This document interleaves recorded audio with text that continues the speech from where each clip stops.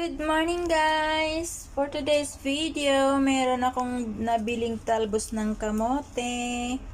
Ayan, isasalad ko ito para sa aking pananghalian. Oh, naimas da ito eh.